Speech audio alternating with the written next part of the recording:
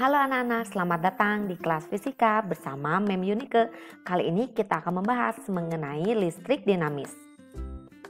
Kompetensi dasarnya yaitu menerapkan konsep rangkaian listrik, energi dan daya listrik, sumber energi dalam kehidupan sehari-hari, termasuk sumber energi alternatif, serta berbagai upaya untuk menghemat energi.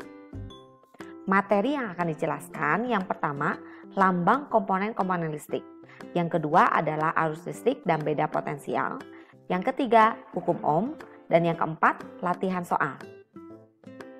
Nah, sebelum kalian mulai untuk belajar listrik dinamis, kalian harus paham betul mengenai lambang-lambang dari komponen listrik. Yang pertama, ini merupakan lambang dari sumber arus listrik, yaitu dapat berupa aki atau baterai ataupun power supply. Nah, yang kedua, gambar yang ditunjukkan adalah lambang dari saklar.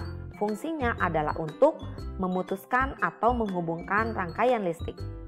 Pada saklar terbuka, maka arus listrik tidak dapat mengalir. Kemudian yang kedua, lambang dari lampu. Lampu merupakan sebuah hambatan juga ya, sama seperti gambar ini, resistor. Ya, sebagai penghambat arus listrik. Nah, resistor ini memiliki nilai hambatan yang nilainya selalu tetap. Ya, setiap memiliki arti dan nilai. Ya, berikutnya ini merupakan lambangnya. Nah, berikutnya kita belajar tentang resistor variabel atau sering disebut sebagai hambatan geser, yaitu resistor yang nilai hambatannya tidak tetap. Jadi, bisa kita sesuaikan nilai hambatannya dengan cara digeser bagian yang ditunjukkan ini. Nah, ini adalah lambangnya. Kemudian ada alat ukur namanya voltmeter, alat untuk mengukur beda potensial atau tegangan listrik. Ya, disimbolkan huruf V. Nah, yang kedua ampermeter. Ampermeter adalah alat untuk mengukur kuat arus listrik. Simbolnya adalah huruf A. Nah, dalam suatu rangkaian tertutup pasti akan mengalir kuat arus listrik.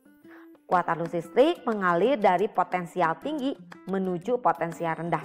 Sedangkan arus elektron kebalikannya, mengalir dari potensial rendah menuju potensial tinggi. Nah, selanjutnya kita akan belajar mengenai konsep dari potensial tersebut. Gambar yang pertama, perhatikan.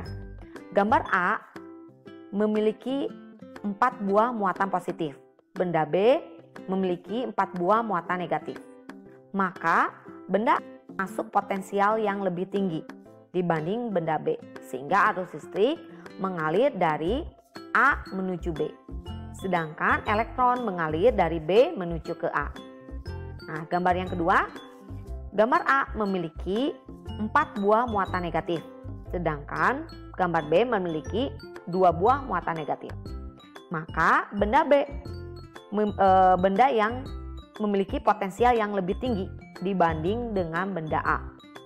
Ya, sehingga arus listrik mengalir dari B menuju ke A. Sedangkan elektron mengalir dari A menuju ke B. Perhatikan gambar yang ketiga.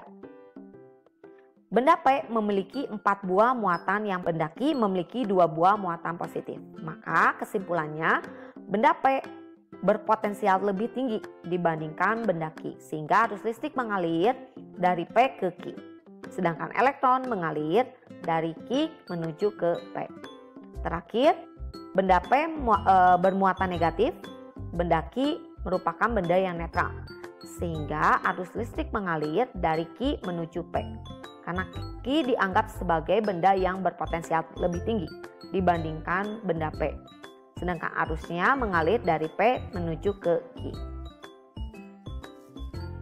Nah, jadi kesimpulannya, arus listrik dapat mengalir apabila dalam satu rangkaian terdapat beda potensial. Bagaimana dalam rangkaian tersebut dapat terjadi beda potensial? Maka rangkaiannya harus berupakan rangkaian tertutup. Jadi saklarnya tertutup. Apabila saklar terbuka seperti gambar yang ditunjukkan, maka tidak terdapat arus listrik yang mengalir. Ya. Nah, arah dari arus listrik mengalir Ya, diulangi lagi, dari potensial tinggi menuju ke potensial rendah. Sedangkan elektron dari rendah menuju ke potensial tinggi. Nah, cara menghitung kuat arus listrik adalah dengan rumus I sama dengan Q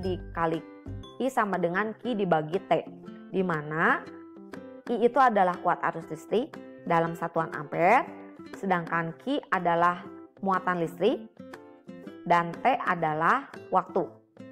Ya. Jadi arti dari kuat arus listrik adalah banyaknya muatan listrik yang mengalir dalam 1 detik. Nah, Q itu sendiri adalah perkalian antara N dikalikan E. N itu adalah jumlah elektron, sedangkan E adalah muatan sebuah elektron, ya, bernilai minus 1,6 kali 10 pangkat min 19 Coulomb. Nah, alat ukur listrik yang pertama ada ampermeter. Ampermeter adalah alat untuk mengukur kuat arus listrik. Alat ini dirangkaikan secara seri pada rangkaian, ya. Contohnya gambar yang ditunjukkan. Ini merupakan rangkaian komponen utama, sehingga ampermeter di komponen utama tersebut atau seri tidak bercabang. Ya, berikutnya boleh tidak ampermeter dipasangnya dipindah-pindah misalkan ya? Boleh, asalkan dalam rangkaian utama dan tidak bercabang, ya, diserikan. Berikutnya, untuk voltmeter. Voltmeter adalah alat ukur untuk mengukur beda potensial. Voltmeter dirangkai secara paralel. Perhatikan gambar yang ditunjukkan. Ya, paralel itu bercabang. Jadi, voltmeter itu dihubungkan di ujung-ujung komponen yang akan kita ukur tegangannya. Berikutnya. Ini adalah alat ukur basic meter. Alat ini dapat berfungsi sebagai ampermeter jika lambang yang ditunjukkan itu huruf A.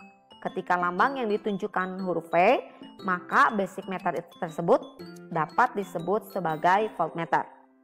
Ya. Kemudian merupakan batas ukur. Batas ukur ini kita pilih salah satu. Ya. Jika kita tidak tahu berapa kuat arus yang terdapat pada rangkaian, maka batas ukur yang kita gunakan adalah yang paling atas. Ya, agar alatnya tidak rusak. Ya, berikutnya ini adalah skala maksimum yang kita gunakan untuk mengukur skala dari kuat arus yang terukur pada rangkaian. Nah, ini adalah cara membaca skala pada ampermeter. Nah, batas ukur yang kita gunakan adalah 1 ampere. Perhatikan di sini ada kabel yang terhubung. Nah, cara bacanya yang pertama, ketika kita gunakan skala maksimum yang 50, maka kita lihat atau bacanya yang bawah. Di antara 10 dan 20 ini adalah 15. Jadi hasilnya 15 dibagi 50 dikalikan 1 ampere. Sama dengan 0,3 ampere. Nah, bagaimana jika kita menggunakan skala maksimum yang 100?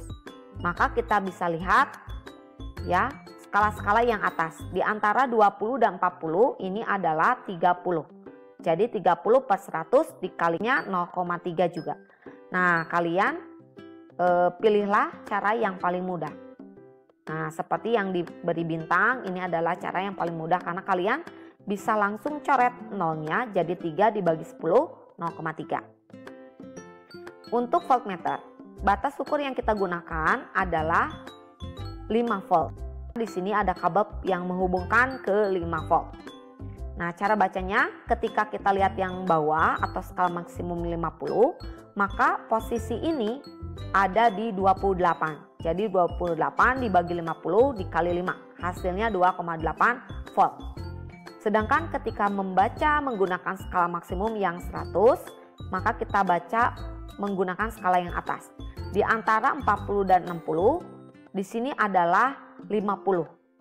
Sebelahnya 50, 52, 54, 56. Jadi 56 dibagi 100 dikali 5. Hasilnya sama, 2,8. Tetapi ingat, pilihlah cara yang paling mudah ya untuk dihitung. Hukum Ohm. Hukum Ohm pertama kali dikemukakan oleh George Simon Ohm. Ya, isinya atau bunyinya yaitu Kuat arus listrik yang melalui suatu konduktor sebanding dengan beda potensial dan berbanding terbalik dengan hambatan penghantar. Dirumuskan I sama dengan V per R. Ya, dimana kalian bisa lihat segitiga rumusnya untuk mempermudah untuk mencari variabel-variabel lainnya. Kuat arus itu satuannya ampere, beda potensial atau tegangan satuannya volt, diambil dari voltage, ya, tegangan listrik. Kemudian hambatan atau resistan diberi 3 atau ohm. Berikutnya, grafik dari hukum ohm itu berupa garis linear ke atas karena nilai V sebanding dengan I. Ya, ketika dibandingkan maka memperoleh nilai yang selalu tetap. Ya, yaitu nilai resistan atau hambatan. Jadi hambatan itu selalu tetap karena nilai V sebanding dengan nilai I.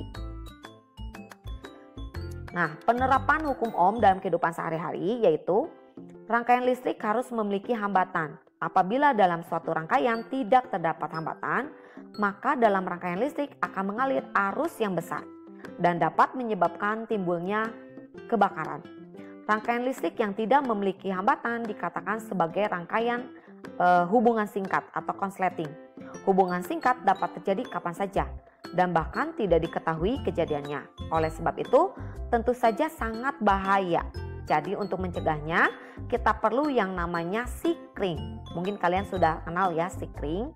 Pasti di rumah masing-masing ada yang namanya sikring.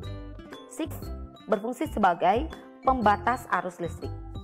Nah, cara kerjanya, jika arus listrik yang mengalir dalam suatu rangkaian melonjak akibat hubungan singkat tersebut sehingga melebihi nilai kuat arus listrik yang diperbolehkan dalam rangkaian, maka sikring dengan otomatis memutus rangkaian tersebut.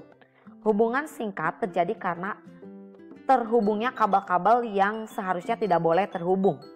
Ya, hubungan singkat terjadi karena seperti ini gambarnya, skema yang tengah ini kalian simak. Ya, ini tidak boleh terjadi. Nah, kalau terjadi ini terjadi hubungan singkat. Nah, batas nilai sikring yang dipasang itu pasti melebihi nilai kuat arus normalnya. Nah, berikutnya kita akan membahas beberapa latihan soal. Yang pertama, muatan listrik 30 coulomb mengalir melalui suatu hambatan dalam waktu 1/4 menit. Berapa besar kuat arus listrik yang mengalir dalam penghantar tersebut? Nah, karena mencari I menggunakan rumus I sama dengan Q dibagi T, di mana Q-nya itu adalah 30 coulomb dan T-nya harus diubah ke dalam satuan detik. Jadi hasilnya 30 dibagi 15 detik, 2 ampere. Soal yang kedua, muatan listrik 2,4 kali 10⁵ coulomb mengalir melalui suatu hambatan. Jika waktu yang diperlukan untuk memindahkan muatan tersebut sebanyak atau sebesar 5 menit. Berapa kuat arus listrik yang mengalir? Satuan muatan sudah sesuai, sedangkan satuan waktu belum sesuai. Kita harus menyesuaikan menjadi satuan internasional. Berarti 5 menit diubah ke detik. Jadi 4 kali 10⁵ dibagi 300 detik. Atau 24 kali 10⁴ dibagi 3 kali 10⁴. 24 dibagi 3 hasilnya 8. 8 dikali 10⁻² atau 800 ampere. Berikutnya soal nomor 3. Dalam suatu kawat penghantar selama 90 detik mengalir muatan listrik 450 coulomb. Kalau dilihat semua satuannya sudah sesuai. Jadi ini bisa langsung saja kita bagi. 450 dibagi 90 hasilnya 5 ampere. Berikutnya nomor 4. 4800 baca mikrocoulomb ya mengalir dalam suatu rangkaian suatu kawat selama 24 detik. Berapa ampere kuat arus yang mengalir? Ingat, satuannya kita cek dulu apakah sudah sesuai. Untuk waktu sudah sesuai, tetapi untuk muatan belum sesuai. Ya, kita sudah belajar dari listrik statis yang lalu bahwa mikrocoulomb itu diubah ke coulomb dikali 10⁻⁻6. Maka hasilnya 4800 kali 10⁻⁻6 dibagi 24. Hasilnya 200 kali 10⁻⁻6 atau 2 kali 10⁻⁴ ampere. Soal nomor 5. 2 juta elektron mengalir dalam suatu kawat penghantar selama 4 detik. Jika muatan satu buah elektron bernilai 1,6 kali 10 pangkat min 19 Coulomb, hitunglah besar kuat arus listrik. Pertama, kalian harus mencari berapa nilai Q. Q sama dengan N dikali E. N adalah jumlah muatan elektron, 2 kali 10 pangkat 6 dikalikan dengan nilai satu buah elektron, 1,6 kali 10 pangkat min 19 Coulomb. Hasilnya 32 kali 10 pangkat min 14 Coulomb. Lalu kita hitung menggunakan rumus I sama dengan Q per T, di mana nilai Q-nya 32 kali 10 pangkat min 14 Coulomb dibagi 4 detik. Hasilnya 8 kali 10 pangkat min 14 ampere. Nah, sekarang kita akan latihan mengenai alat ukur listrik. Soal nomor 1. Dari gambar-gambar di bawah ini, manakah cara pemasangan ampermeter yang benar? Jawabannya adalah ampermeter harus dipasang secara seri. Jadi jawabannya adalah A, B, dan C. Kemudian soal nomor 2. Dari gambar di bawah ini, manakah cara pemasangan voltmeter dengan benar? Voltmeter harus dipasang secara paralel. Maka jawabannya C, D, E, F, G, dan H. Soal nomor 3, berapa besar kuat arus yang diukur oleh ampermeter dan voltmeter seperti ditunjukkan pada gambar? Untuk gambar A, skala maksimum yang terukur adalah 50. Kemudian batas ukur yang dihubungkan pada 2 mA. Jadi skala yang ditunjukkan adalah 25 dibagi 50 dikali dengan batas ukurnya, yaitu 2 mA. Hasilnya 1 mA. Gambar yang kedua, besarnya tegangan listrik bernilai yang ditunjukkan, skala yang ditunjukkan 30 dibagi 50 skala maksimum dikali batas ukur yang dihubungkan, yaitu 10 mV. Hasilnya 6 mV. Berikutnya kita akan membahas beberapa latihan soal mengenai hukum Ohm.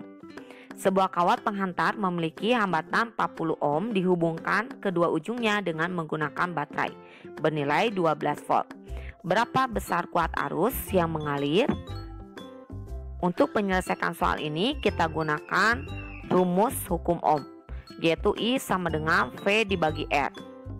12 dibagi 40 hasilnya 0,3 ampere. Soal nomor 2. Sepotong kawat hambatannya 20 kilo ohm dihubungkan dengan beda potensial 220 volt. Hitunglah kuat arus. Rumus yang kita gunakan sama, I sama dengan V dibagi R, di mana V-nya 220 volt dan R-nya bernilai 20.000 ohm. Hasilnya 0,011 ampere. Soal nomor 3, arus listrik 6 mA mengalir dalam suatu rangkaian penghantar memiliki hambatan 2 kilo ohm. Berapa beda potensial? Ingat, semua harus dalam satuan SI. 6 mA diubah menjadi ampere dan 2 kilo ohm diubah menjadi ohm. Hasilnya menjadi V sama dengan I kali R. I-nya 6 kali 10 pangkat min 3 ampere dikali 2 kali 10 pangkat 3 ohm. Di sini kita bisa coret 10 pangkat min 3 dan 10 pangkat 3. Jadi hasilnya 12 volt. Soal nomor 4. Dalam sebuah bola lampu listrik mengalir kuat arus 0,5 ampere. Bila hambatan kawat lampu 440 ohm, berapa beda potensialnya? Jadi, di sini kalian harus gunakan hukum Ohm, V sama dengan I kali R, di mana nilai I-nya 0,5 ampere dikali 440 ohm. Hasilnya 220 volt. Dalam suatu percobaan pengukuran kuat arus dan beda potensial terdapat 2 buah kawat penghantar A dan B. Berapa besar hambatan kawat A dan B? Di sini kalian harus menganalisis sumbu X dan sumbu Y dari grafik tegangan terhadap kuat arus. Untuk yang pertama, RA sama dengan V dibagi I. V-nya bernilai 4 volt dan I-nya bernilai 0,4. Jadi jawabannya hambatan yang A 10 ohm. Kemudian untuk hambatan yang B, kalian bisa lihat titik yang ditandai. Besar V-nya 2 volt dan besar I-nya 0,8 ampere. Jadi hasilnya 2,5 ohm. Jadi kesimpulannya, semakin curam grafik V terhadap I, perhatikan bandingkan antara A dan B, maka nilai hambatan akan semakin besar. Dan sebaliknya, semakin landai grafik V terhadap I B, maka hambatan akan semakin kecil. Baik anak-anak, demikianlah materi mengenai hukum Ohm. Selamat belajar, Tuhan memberkati.